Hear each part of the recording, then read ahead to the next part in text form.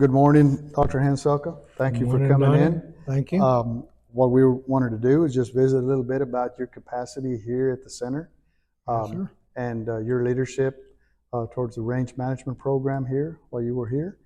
Tell us a little bit about yourself. Tell us a little bit about what brought you here and then maybe the years that you spent here, and we'll go from there. Okay, well, I was a professor at Sullivan State University and saw the announcement for this position in early '76, I think it was.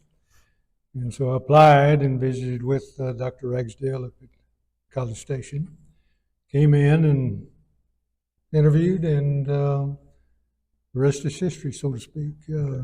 We moved here in June of 1976. You're a South Texas native, aren't you? Yes, I'm from Victoria, but I'd spent the previous years at College Station, Presidio, and Alpine before moving back here. And mainly your role here was to support county extension agents in District 11, 12, maybe even 14 at the beginning? As a specialist, my role was to provide programming, educational programming to the producer through the county agent. Mm-hmm. And we cooperated and collaborated with the county agents in planning, establishing, and then evaluating those county programs. Okay. And mine was in range management. Okay.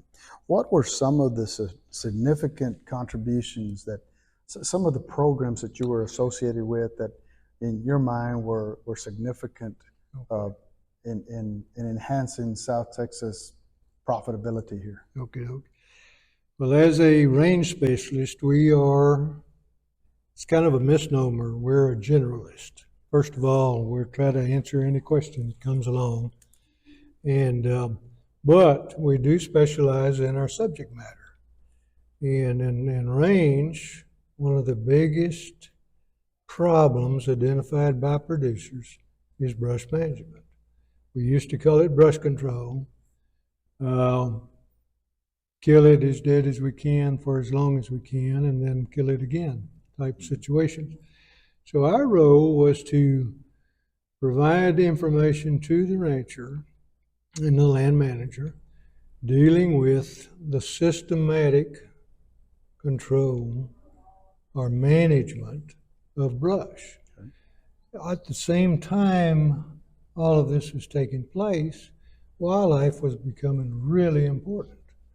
So the paradigm was, we don't want to get rid of all our brush, but we want to do it in such a way is that we can meet our goals. And those goals may be running as many cattle as we can, but also have the biggest deer that we want. And one of the main emphasis 50 years ago when the establishment of this center was to work towards opportunities to work against the drought. The drought is something we have to live with here in South Texas, exactly. Our area. How did that contribute to some of the things that you did working in your capacity? Tying it all together in a total ranch management situation, any decision you make decides or has consequences on other aspects of your operation. So things can be going along good during a good rainfall year. You got brush out there, it's drinking water, and then drought hits and the mesquites are doing fine, but the grass isn't, type situation. So our role was to try to manage for drought, not manage drought, manage for drought, in trying to keep our pastures as healthy as we could and with the desirable vegetation that the producer landowner was interested in. Well, I remember when I was a county agent, we had a team of specialists here. Yes, sir. That almost like a traveling show. Yes, sir. That went through all of South Texas. If I'm not mistaken, it was a comprehensive ranch management for profit. Yes, sir. Initiative. Tell us a little bit about that. Okay. At the early 80s, I guess it was, we were becoming more fully staffed here. There for the longest, there were only about 3 specialists here. Okay. And but then in the early 80s and mid 80s, We got Joe Pascal in as livestock specialist. Jack Payne came in as a wildlife specialist. Young man named Gary Kemp was our economist. And then we worked with David Beatty and others in the forage areas. Yes, sir. So we were getting a little more expertise in all of these areas that a rancher has to make his decisions in. And of course, economics is the basis of it all. If you make a decision, you got to analyze the risk. You got to know what the investment's going to be, return on investment, and so forth. So we put together this team to look at decision making at the ranch level on each of these enterprises. And as you said, it was essentially a traveling show as far as there towards the end, we kind of kidded among ourselves, what do you want to give the beef cattle one today or the range one today type situation. So it was a good learning experience for us. And I think we were able to teach the decision-making process to a lot of people. And in turn, it increased profitability. Yes, sir. Obviously. Yes, sir. That was the bottom line. That was the bottom Just to line. Look at the cost benefits and to meet your goals. Dr. Hanselka, tell me a little bit about your relationships with the people you work with, and particularly with the County Extension Agent Network within South Texas, Upper Coast, Coastal Bend. You worked with probably from around, I would say, well, you worked across the state, but your primary role was to work probably around Matagorda, Wharton, all the way down to Brownsville, in that area. Yep. Maybe you stopped a little bit towards, Karnes County, maybe going to San Antonio, that area like that. Yep. But tell me your relationship with those agents, and how did you work with them to, help producers? Yeah. The philosophy of Extension at the time was to work this structure where we had the local agent in each county. And essentially, I think there were 2 or 3 counties that had dual agents, but most of them had their agent. And of course, that agent was responsible for all extension programs. And as a subject matter specialist, I would come in and the agent would be the point man, or later ladies in the counties. And they had their committees, which identified their problems, what they would like to see in the coming year as far as plans and programs are concerned. And then that agent would either call me, or in some cases, and I'll get to that in a minute, I would call them to not only sit in on their committee meetings and provide input, but then as we identified the issues, we put together the programs. And let's just say it was a brush management program. Mesquite was a big issue. And so that program would be, let's get some demonstrations out. If we've got a new herbicide, or we've got the herbicides we know will work, let's put some of these out.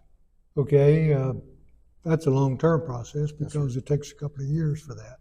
But at the same time, we might have a seminar or a county program in the county or surrounding counties dealing with that topic, which would let people know what's going on, what the issues are, what some of the solutions may be. And then when the time comes, usually the following year, we would have a field day out there. Again, guided by that county agent. What comes to mind identifying maybe some stakeholders, maybe some ranches that you work with within the area? I mean, I know you work with many, but there's some that come to mind that you felt that the work there enhanced the ability for this center to help people. Oh man! In Texas, I know. I mean, that's.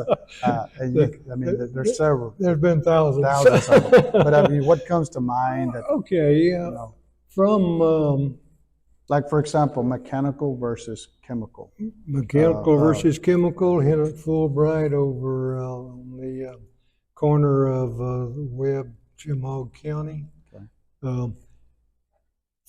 I was associated with the center and I worked 12. So Yes, I'm yes, going yes. to use some of those. Yeah, definitely. And so prescribed fire on your dad's place. We had a demonstration on your dad's Long place time a ago. long time ago. And then up towards Victoria, the McKinns, uh, working with the ICA, Independent Cattle Raisers, many of the local landowners up there. Uh, it's difficult to point out. You know, we can talk about the bigger ones like Yes. King Ranch, Yeah. but many small ones. In fact, that to me, success of the program dealt with the smaller landowner who was a quicker adapter, and if we showed them something, a lot of them would go ahead and do it. Excellent. Thank you. Another aspect that's pretty gratifying over my career, Donnie, was uh, the total brush management system approach to things. We've discussed somewhat the on the ground program planning, evaluation, etc. But larger than that, as time passed, each specialist was expected to specialize and put his own programming in, and also to get the funding for it and that sort of thing. And the way I approached it was that in working with industry, and Dow Chemical Company was the main one at the time, there were others, but if Dow would call or the industry would call and say, hey, we've got a new mesquite herbicide that we'd like tested. Okay, we would see what the protocols would be and what they were expecting and what my restrictions were as far as non-advocacy type things. And then I would say, okay, you give me enough herbicide and I will line up the applicator. So I'd call Jimmy Taylor and say, hey, I've got 5 or 6 10-acre demonstrations I need to put out. Can you spray them? And how much would it cost? I would then call a series of county agents scattered around. And if I wanted some up north, Dennis Hill up in Karnes County, Enrique Perez down in Starr County, Harvey here in Oasis. Didn't do a whole lot in Oasis because of the row crop situation, but you get the point. So they would line up. I said, Enrique, I need a place, a cooperator that would let us do this. Not only let us do it, pay for it if he wanted to, but otherwise, then I'll have to come up with the flying cost somehow. Okay. And usually that's the way it worked. We will do this free for you with free herbicide if you pay the flying cost. And that worked 99% of the time. We had no problem finding people. And those result demonstrations were written up. Yes. And how was those disseminated, or how was that outreach conducted? Okay. We would get the first year's evaluation, which was just preliminary initial type. But when it was done, and after 2 years, we would write the report. I would submit the report as agreed upon to the company. Okay. But at the same time, we would write up the reports for the result demonstration handbook that each agent was asked to put together. And then we would share the information through that handbook, but then it was also the basis for some of the field days and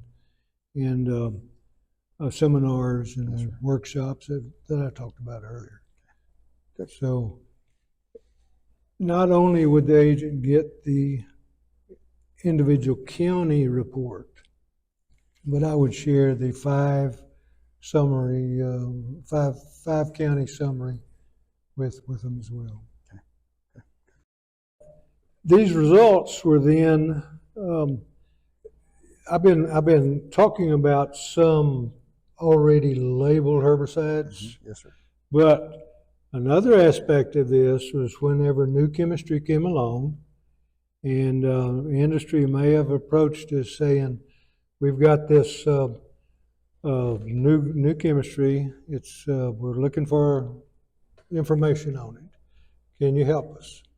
And so, yes, again, working through the county offices, finding cooperators. New sets of rules applied because most of these non-labeled could not be grazed. And so we had to, you got to leave it alone for 2 years, and you cannot graze this land for 2 years, and so forth. But again, we generally had no problem finding areas. We would put these out in a series of places, multiple replications over time and space. And then as we come back and get the data, we fed that data back to the company, who in turn used it to approach EPA for labeling processes. And it eased, or it helped It enhanced the process. It helped in the process because we had a reputation, and I think we still have a reputation of being non-biased and fair in our in any charges of being paid and giving them the results they want is totally false. And without this unbiased work that was done out of this center, the producer, the rancher, wouldn't have that chemistry, wouldn't have those tools in the toolbox. Correct. To be able to improve their opportunities for production, whether it be wildlife, whether it be beef cattle production, Exactly. and all those different areas, forage production. And one more step forward is that the USDA bases their cost share program on the extension's weed and brush control manual, which everything in that manual goes through this process we just talked about. Okay. And if it's in the manual, they can have it in their programs. Another role we had was to take all this data and recommend whether this procedure or treatment with this particular chemical goes into that manual. And in turn, with those practices or recommendations, USDA would be able to support the producer. Exactly. To be able to enhance their, or to be able to improve their property. Through cost share programs and stewardship. Well. Yeah. Stewardship programs. Good, thank you. You bet. I wanted to ask you about, to talk a little bit about your relationships with others in the center, other specialists in the center, and Sure. maybe even county extension agents out in the field. Sure. What has that meant to you over the years while you worked here, and how has that that capacity or that connection or relationship promoted the opportunities to provide outreach? Well, Donnie, is invaluable. I mean, the team approach, the networking approach that this center has exhibited over the years has led to, for me anyway, to being able to do it. Mm-hmm. Because we could keep busy all the time. Yeah.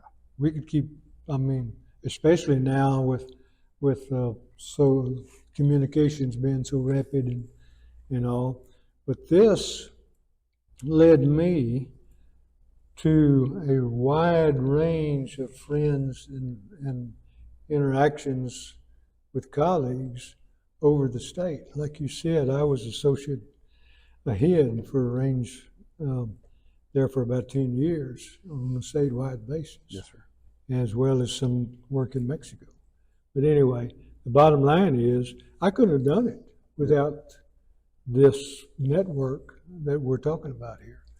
And we mentioned a few earlier, but by and large, this has been a good team for each of the individuals that have come in. And I know y'all have talked about the field crop, the row crop field days. Well, a lot of counties over the years did not necessarily have a range and pasture field day. They had a general ag row crop field day. And I don't know how many times I was asked to come in to talk about the demonstration we had there and talk a little bit about forage management at the row crop field days. So I've got pictures of our agronomists sitting there talking about corn, or in a mile just holding a bug up, and me holding a piece of grass up. So, you know, it was a really good interactive situation. Great. Well, thank you. So, I didn't even have a computer at the time. No. I was there. I know. You remember John Ford? Oh, yeah. Well, when John Ford came to Clayburgh County, I was the only agent there because my trainer agent quit. Harold Stein, remember Harold? Oh, he quit. So I was there for a year more than that by myself. Well, Ford comes in and he tells him, he says, "Hey, you know that email stuff?" I go, "Yeah, don't worry about that." He said, "If it's important enough, they're going to send it in the mail." How did that work out? How did that work out? I didn't quite. He said, "Don't be worrying about that email." He used another word. "Don't be worrying about that email." He said, "If it's important, they're going to send it in the mail." I was out 3 nights a week in my early career. Really? 3 nights a week.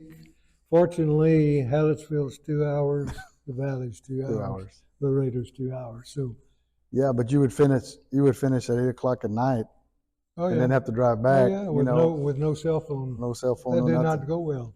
But anyway, as time passed, breakfast meetings became important.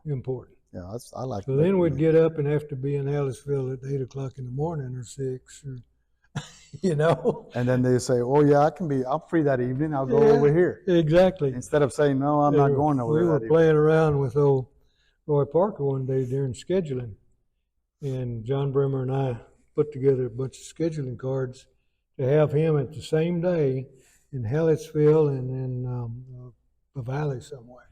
On the same day. And then the next morning over here and over here. And he saw that and he about had a heart attack. But anyway. You're playing, just messing with him.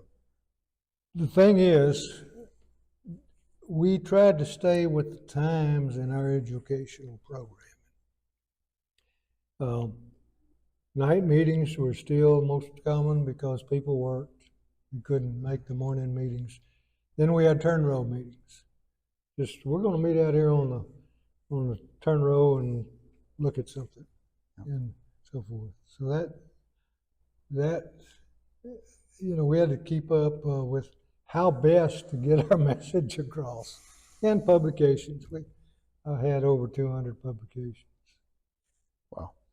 Lundell Field Day was it's a ranch over south of San Diego, owned by the Lundell family and Freer, managed by Alvin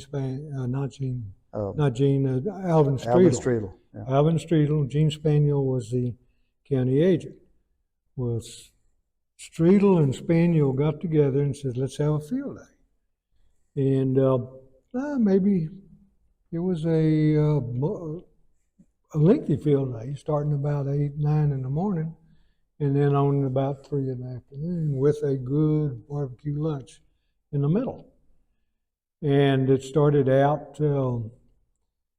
50 people. And I think before it was over, 10 years later, there were over 200 people that showed up. But again, there were some logistic issues about RSVPs and lunch and all this. So it was wide ranging. I've got pictures out there of Mr. Streetle and others burning prickly pear because people were interested in how to do it and what's it good for. So we came in and talked about the nutritional value of feeding pear and the issues and the problems involved. Okay, and then they got out and they put through the demonstration. Those slides have been through countless photo issues on Facebook and everything since. Anytime they talk about burning pear comes up, that picture. Burning pear is an example that it's kind of unique to this area. Yeah. But because of the drought. Because of the Trying drought. to manage drought. It's a drought management issue. Yeah. Okay. At the same time, we had switched, I guess, from cowboys on horseback working the brush to helicopters. And Jimmy Tiller was also in Jim Wells County. And a couple of times he brought a chopper over and demonstrated bringing cattle in out of the brush with his chopper. Well, it's kind of unique regional type issues. We couldn't do this, wouldn't necessarily do this in Matagorda County. No. But it was unique to Jim Wells and others in South Texas. That to me was one of the major programming efforts for a few years. It was lots of years. It ran its course. Yeah. And so they went on to other things. So, yes. But that's a good example. Good. And there are several pictures of that in there. All right. Well, thank you, Dr. Hanselka. Sure. Appreciate your time and your insight and you bet. And all the information that we provided to kind of celebrate 50 years. Yeah. Thank you. Yep. When I walked in here, Marie Tribble, Lynn Wilson. I got to get Wilson in that chair. James Robinson was the entomologist. Yeah. Russ Maget was marine specialist. I know Russ is going to be here. And Rothrock was IPM. And Fred Connie down at Seafood Tech, or the aquaculture group. That was the staff. Yeah. That was their staff. That's good. Wow. A lot of things have changed over the years.